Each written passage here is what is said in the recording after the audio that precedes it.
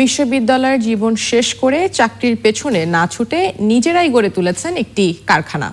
বাংলাদেশের ঐতিহ্যবাহী স্থাপনাগুলোর miniature replica তৈরি করে বিশ্বের বুকে বাংলাদেশকে আরও পরিচিত করাই লক্ষ্য এই তরুণদের। ঢাকা বিশ্ববিদ্যালয়ের সম্ভাবনাময় এ 4 তরুণের প্রশংসনীয় উদ্যোগ নিয়ে রিপোর্ট করছেন কাজী ইমদাদ। আজিমপুরের ছাপড়া মসজিদ রোড। ঢাকা বিশ্ববিদ্যালয় থেকে পড়ালেখা শেষ করে 4 বন্ধু মিলে এখানে গড়ে তুলেছেন ছোট্ট একটি কারখানা। গতানুগতিক চাকরির বাইরে গিয়ে নিজেদের স্বাবলম্বী করতেই তাদের এই উদ্যোগ।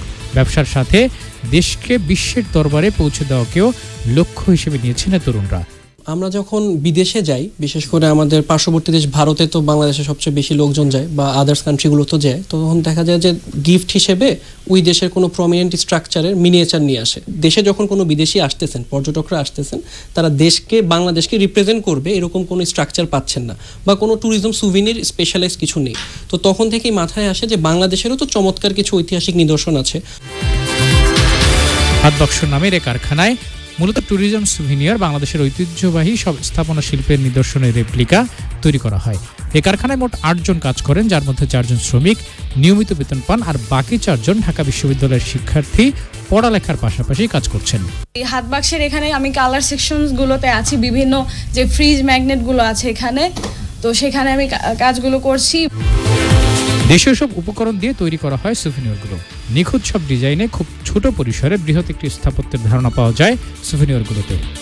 খুব ভালো মেজারমেন্ট করে তারপর এটা প্রথমে আমরা ক্লে দিয়ে এটা মডেলিং করি। মডেলিং করার পর তারপর আমরা এটাকে ডাইস তৈরি করে তারপর প্রোডাকশনে যাই। মূলত মোবাইল ফোন বা ক্যামেরা দিয়ে বড় কোনো স্থাপত্যের ছবি সংগ্রহ করে স্থাপত্যের মাপঝোপ নিয়ে এসেই শুরু হয় মিনিয়েচার তৈরির কাজ। অনলাইন শপিংয়ের মাধ্যমে বিক্রি করা হয়ে থাকে এই সুভিনিয়রগুলো। 2017 সালে মাত্র 4 জন তরুণের উদ্যোগে এই হাতবাক্স। গতানুগতিক চাকরির বাইরে গিয়ে তারা চাচ্ছেন স্বাবলম্বী হতে। তবে তাদের এই স্বাবলম্বী হওয়ার পেছনে একটি মহৎ উদ্দেশ্য কাজ করছে। তারা চাচ্ছেন বাংলাদেশকে বিশ্বের বুকে প্রতিনিধিত্ব করতে।